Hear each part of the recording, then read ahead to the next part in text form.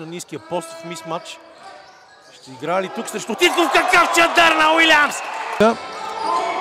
Хайлов получава. Хубава пресечка. Ето за тези забивки говорихме.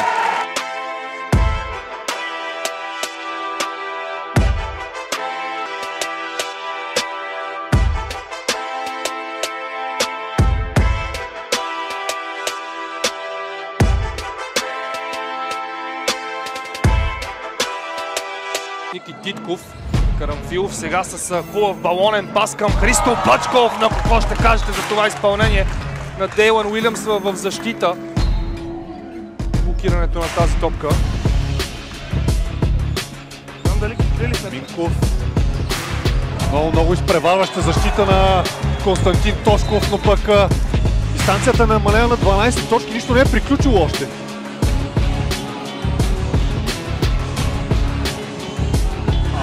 Джонс на транзиция се спре още на първи пас или даже без пас, направо от Косто Кос да атакува. Сега много неразбирателство в защитата на Ботевград довела до лесна забивка на Дейлън Уилямс.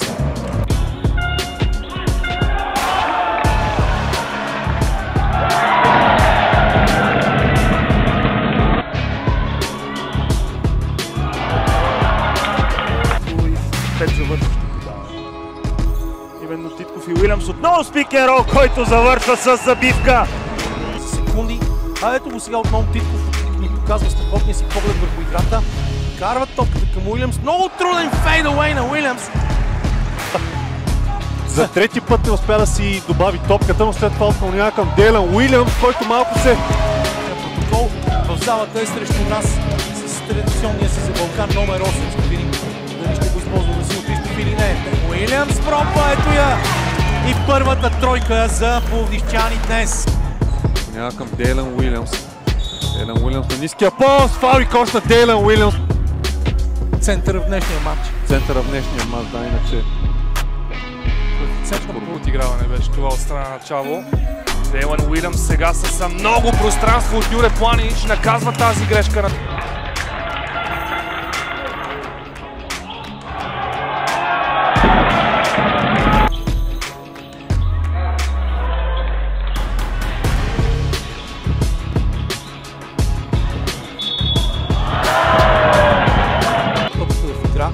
За Уилямс да получи, вади далеч Коша Локър, тръгва на пробив, обаче много добра защита на Локър и въпреки това много труден кош на Уилямс.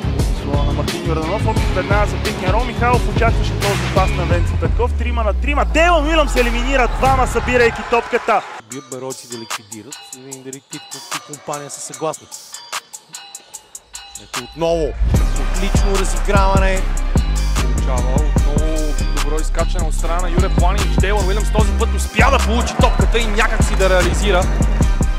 Дълга двойка все пак е зачетена тази и отново за 99-ти път в матча Титков към Уилямс. Борбата започва нападението, който пак стига до Уилямс, мисмач на Уилямс срещу Кени. Да, и никакъв проблем за Уилямс. Кените Уилямс получи от Титков, който видя, че не е готов да стреля от тройката. И отлично начало.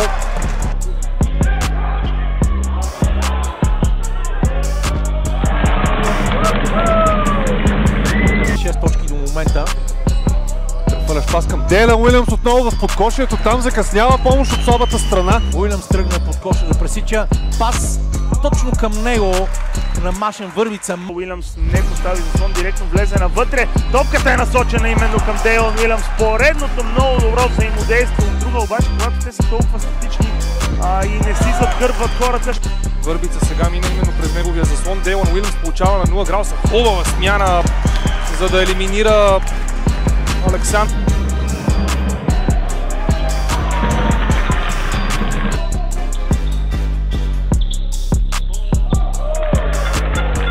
Казват заедно на терена за Академик след малко. Дейлън Уилямс добре елиминира и Петров и Костов и с таблото на терена за шампиони.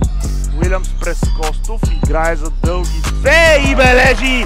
И пропуска. Дейлън Уилямс има борбата. Веднага пас напред за Кикрилис. Той ще играе сам и завършва Гошев. През Николай Михайлов не успява. Но Диле отново с опит за добавка. Преборен след това от Дейлън Уилямс, който пък намира Васил Бачев. Двойка и тя е неуспешна за Бачев. Михов тук обаче прекалено дълъг дрибъл и Васил Бачев наказва. Върбица Титков беше сам за момент, паса обаче е към Уилямс. Той вади за Матушев, стрелбата е за 3, е точна! Идолична защита в някакъв момент. Тук Дейлън Уилямс се сбори след пропуска на Красимир Петров. Хубав пас в транзиция.